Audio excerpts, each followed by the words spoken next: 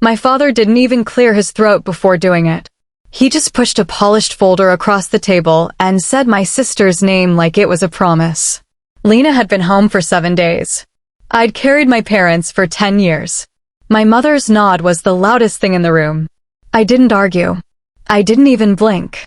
I placed the power of attorney beside the house keys, the metal clinking sharp enough to cut the silence. Everyone thought I was surrendering. But when Lena opened the letter I'd left for her, she didn't read it twice. She couldn't. I grew up in hallways that smelled like antiseptic and lavender, their lights humming softly overhead.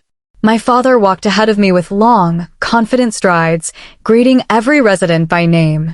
I used to trail behind him, pushing a wheelchair I was too small for, standing on my toes just to keep it straight. The metal would rattle and he'd glance back with a smile that never quite landed. "Careful, Kara," he'd say. Then turned back to the person he wanted to impress. Lena didn't trail behind anyone. She floated, dresses that swayed, curls that caught the light, laughter that pulled eyes toward her like gravity. My mother posed her in doorways and beside holiday decorations, posting photos with captions about our bright future. I sometimes appeared in the background of those pictures, half-cut, holding a clipboard or wiping a spill no one noticed but me. Even as kids, the division felt rehearsed. Lena got the dance shoes, the summer camps, the weekend trips to unlock her potential. I got responsibility. Kara's independent, my parents told everyone, as if independence were something I was born with rather than shaped into. When Lena complained about her homework, they hired a tutor. When I brought home straight A's, my father nodded without looking up from his laptop. "Expected from you." There was one birthday I remember clearly. Lena's cake had sparklers, gold balloons, and a dozen relatives crowding around her. Mine, 2 months later, was a sheet cake from the grocery store left on the kitchen counter, half frosted and already leaning. My mother kissed my cheek and reminded me to grab my work uniform before heading to the facility for an evening shift. I was 16. The shift wasn't required.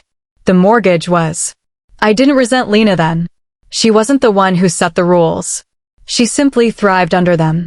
But I learned early that wanting anything made me inconvenient. So I stopped wanting. I filled medication drawers, folded towels, helped residents write holiday cards. I became the girl who solved problems quietly, whose usefulness erased the need for praise. By the time I reached adulthood, the pattern had hardened, become fixed and unchangeable. Lena left for the city to build a career in creative media, a dream my parents spoke of with reverence, deep, respectful admiration. When she called home, it was usually to ask for money. They always sent it. Meanwhile, my father fell ill, then my mother. The business faltered. Staff left. Regulations tightened. And the person they turned to was not the daughter they'd invested in. It was me. I signed the power of attorney on a vinyl hospital chair at 2 a.m, my mother nodding as if this were inevitable, unavoidable, certain to happen. "You're good with the serious things," she whispered. It wasn't a compliment. It was confirmation of a role I'd never asked for. Some nights after long shifts, I'd catch my reflection in the facility's glass doors, straight posture, hair tied back, tablet in hand. I didn't look like someone in her 20s. I looked like someone who had already lived a life. I remember thinking even then that this was my place, not chosen, assigned. That was the day I understood what my family believed. Lena was the face. I was the scaffolding. This silent, unwritten contract of my childhood, my implicit agreement, understood or implied without being stated, to be the reliable structure, is a powerful lesson in English. Often, the most important communication is nonverbal. The word independent, used to describe me, was an euphemism, a mild or indirect word substituted for one considered to be too harsh or blunt, for self-sufficient and low maintenance.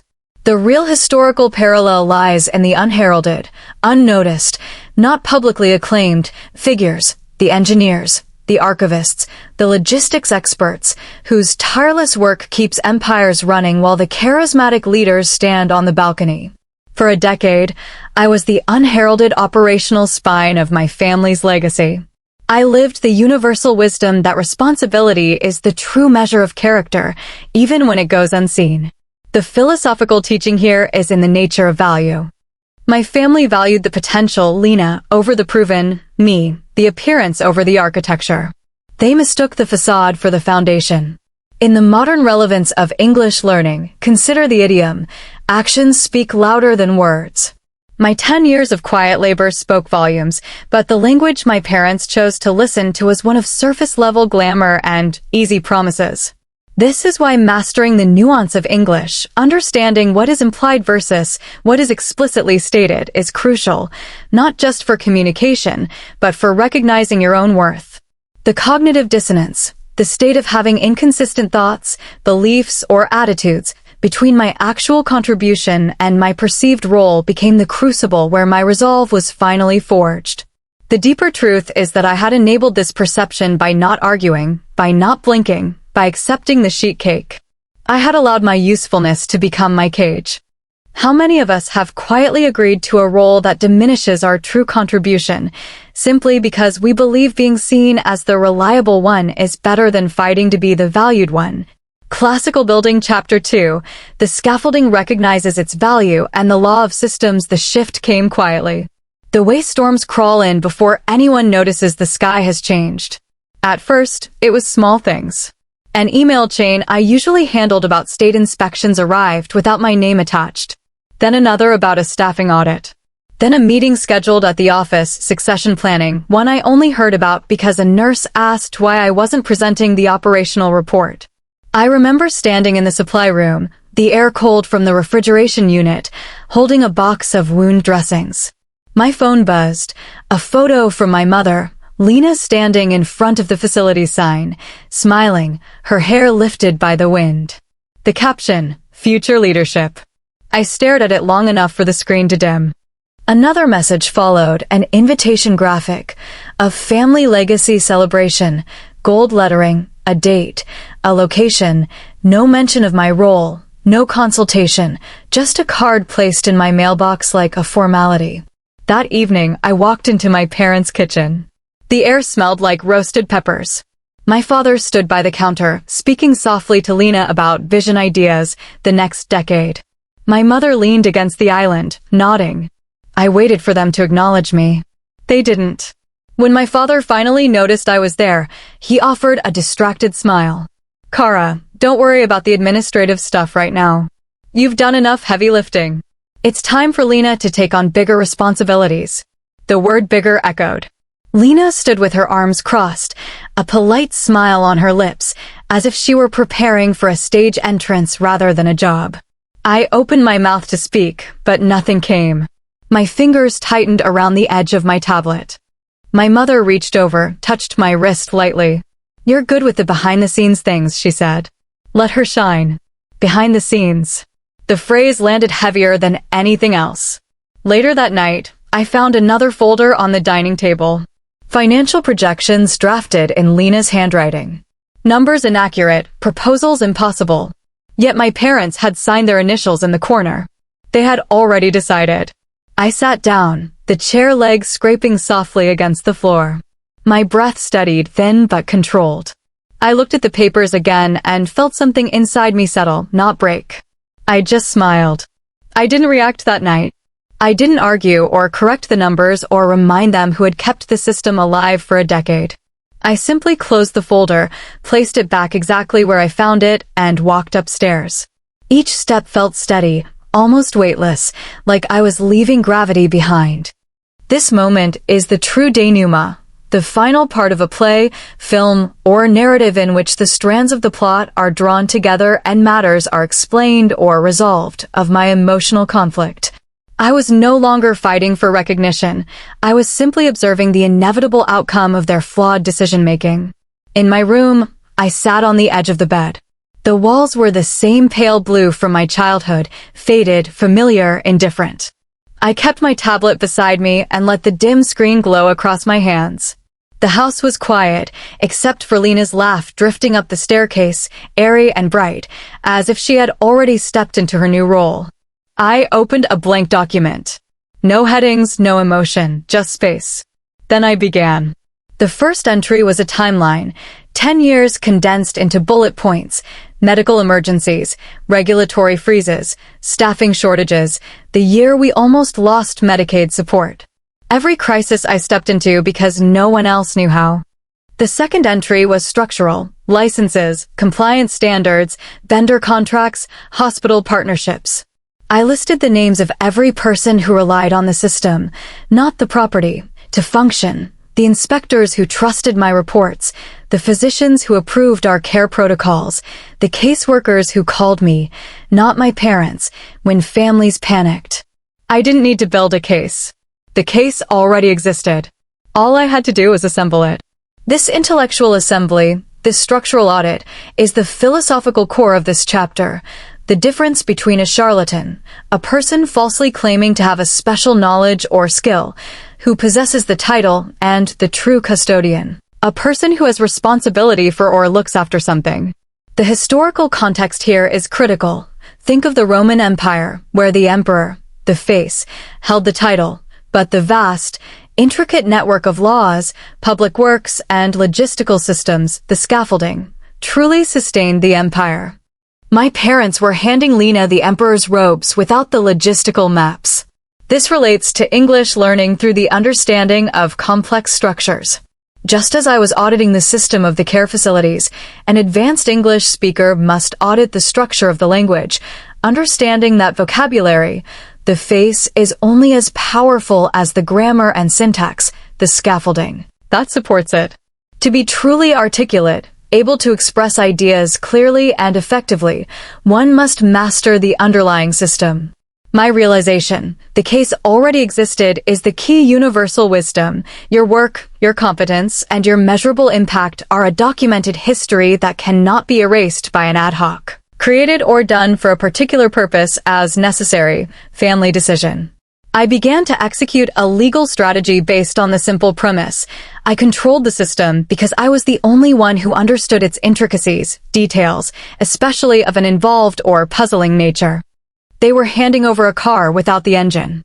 They were asking the scaffolding to step aside without understanding that the building would fall. What are the 5 non-negotiable systems, the scaffolding in your own life or career that, if removed, would cause the entire structure to collapse? Balance Scale Chapter 3. The impartiality of structure and the birth of a legacy. The next morning, before sunrise, I drove across Savannah, the streets quiet and washed in a faint gray. I parked outside Dr. Hale's office. He was already awake, lights on, kettles steaming in the window. When he opened the door, he didn't ask why I was there. He simply stepped aside. His office smelled like cedar and old books, a place where truth arrived without theatrics. I placed my notes on the table.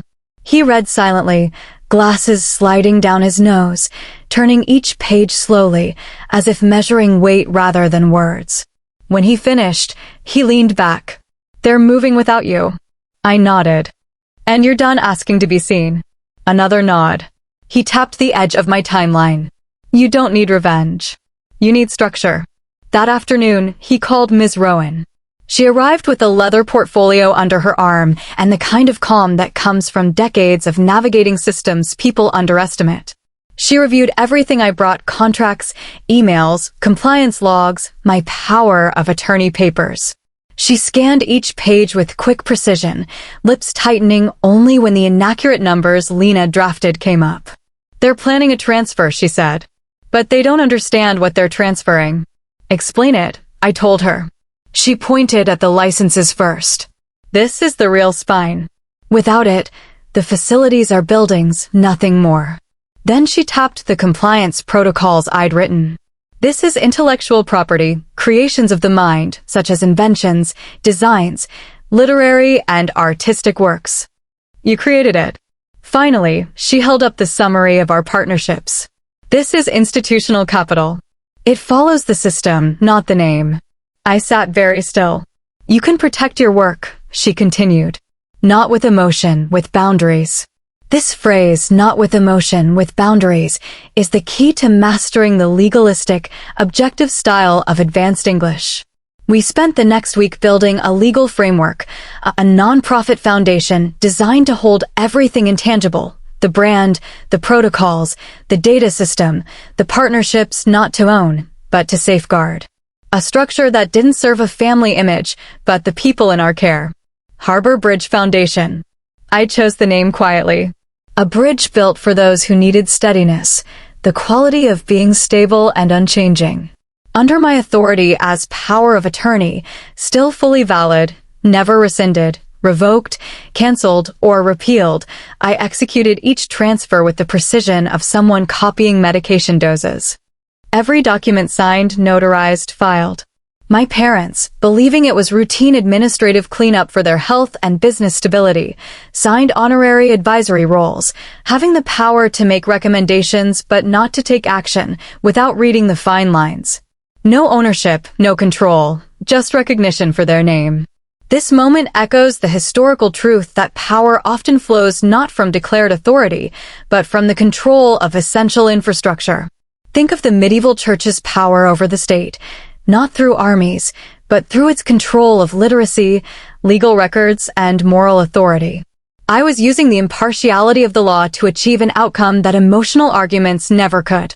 The philosophical teaching here is that genuine legacy is built on function, not title. My goal had transcended, went beyond the range or limits of simple retribution. It was about creating a resilient system that would outlast the family's caprice, a sudden and unaccountable change of mood or behavior. This is the universal wisdom of systems thinking. You cannot fix a dysfunctional entity by addressing its surface symptoms, like a lack of appreciation. You must address the underlying structural flaws. In the context of English learning, this is akin to understanding the power of technical, formal language. Words like compliance, institutional capital, intellectual property, and executed are not just vocabulary.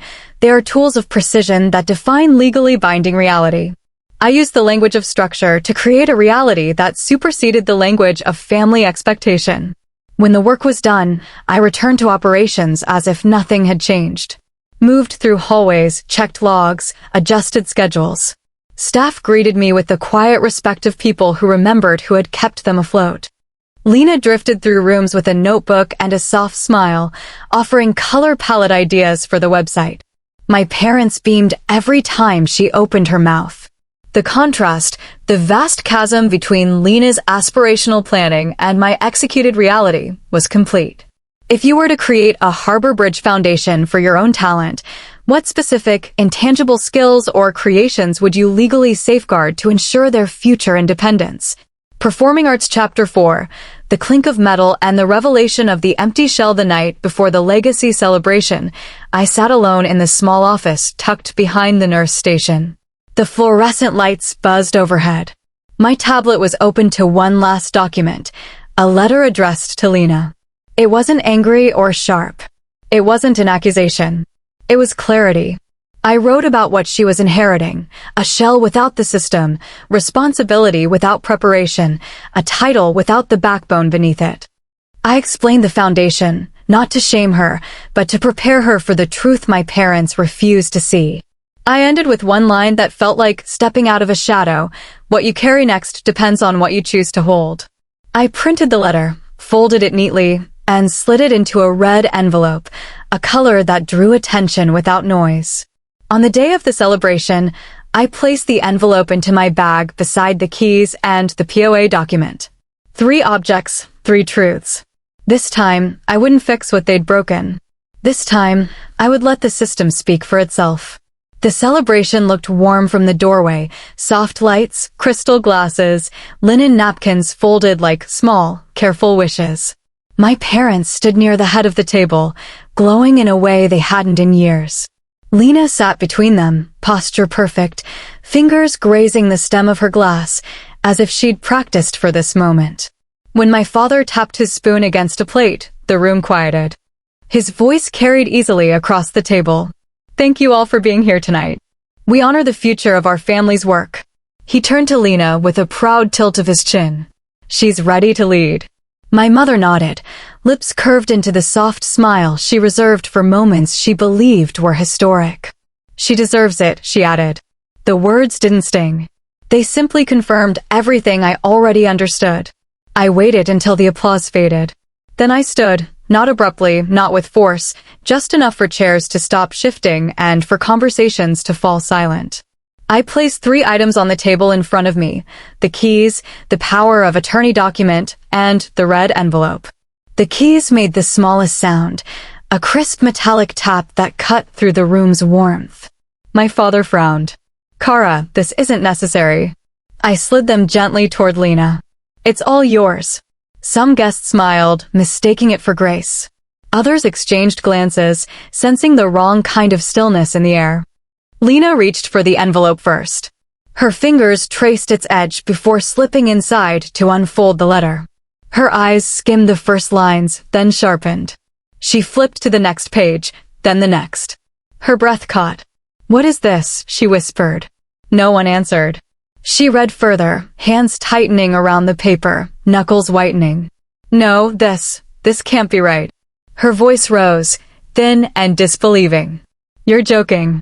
Her chair screeched backward as she stood. The room jolted with her. My father grabbed the papers from her hand. His face strained as he reached the section outlining the transfers, brand protocols, operational rights, the licensing agreements, all under Harbor Bridge Foundation. His fingers trembled. "Kara, what did you do?" I didn't respond. My mother snatched a page, scanning it in quick, frantic bursts. This says we don't own any of this." "The facilities are buildings," I said quietly. "Just buildings." A hush fell. Even the clinking silverware stilled. In the far corner, Mr. Hayes, Harbor Bridge's attorney, rose from his chair. He had blended into the room until the moment he was needed. His voice was calm, even polite. "Everything in that packet is accurate.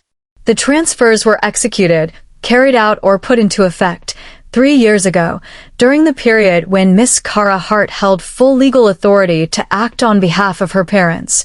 My father's voice cracked, "Without our consent." "With your signatures," Hayes replied gently. "You both approved the documents at the time. We have medical verification and third-party oversight confirming the necessity, the fact of being required or indispensable." Lena looked from him to me, eyes wide, breath uneven.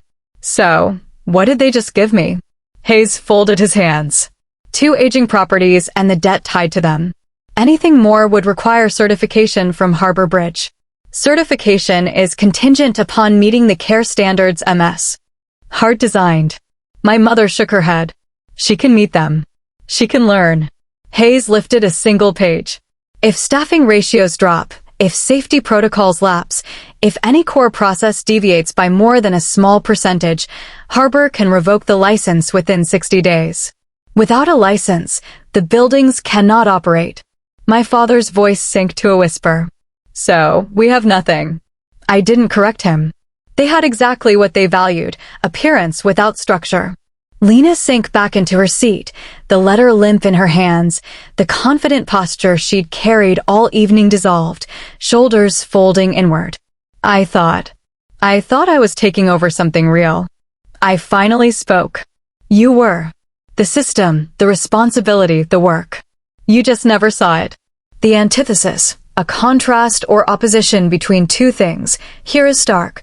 The legacy celebration was meant to celebrate Lena's ascension, but instead, it became the revelation of its hollowness." This scene is a historical echo of the 18th century French court, where royalty obsessed over elaborate protocol, the official procedure or system of rules, and outward display while the actual logistics of the nation decayed, leading to an inevitable collapse. The universal wisdom is encapsulated in Hayes's final statement. This arrangement protects the seniors, protects the staff. It is not punitive. It is structural. The philosophical teaching is that true justice often arrives not as a dramatic explosion, but as the quiet, unavoidable result of the structural system one has put in place. The English learning connection is through the use of legalistic language, words like contingent, deviates, revoke, which possess a finality and objectivity that emotional pleas lack. To master English is to know the power and weight of such words, to understand that they establish boundaries that cannot be easily breached. My action was not an act of spite, a malicious desire to hurt, annoy, or humiliate someone, but a calculated consequence, an outcome determined by a clear set of steps. In what areas of your life are you currently confusing the appearance, the celebration, the title, with the structure, the protocols, the actual work? Dove Chapter 5. Silence, steadiness, and the weightless future. I didn't sleep that night, not from guilt. There was nothing to feel guilty about, but because the house felt strangely quiet without the weight of expectation pressing against the walls. My phone stayed dark on the nightstand. No alerts from staff. No late calls about medication errors. No reminders about inspections. The silence felt unfamiliar, like stepping into a room I didn't realize existed. By morning, the consequences had already begun to unfold. I saw them from a distance, not because I avoided them, but because I no longer belonged inside their orbit. The bank emails, the staff resignations, the compliance notices, none of it came to me. It all went exactly where responsibility had been placed. Still, I drove to the new Harbor Bridge Center before sunrise. The windows glowed a soft amber, reflecting the first light over the river. Inside, volunteers were setting up morning activities, their voices low and steady. Someone was tuning a piano in the recreation room. The notes drifted through the hallway like a quiet reminder that life continued even when families didn't. I walked into my office. The room was small, almost plain, but the morning light softened everything. The edges of the desk, the muted colors on the wall, the stack of folders I'd left the night before. I set down my keys and exhaled slowly, the breath dropping into the space like a final weight being released.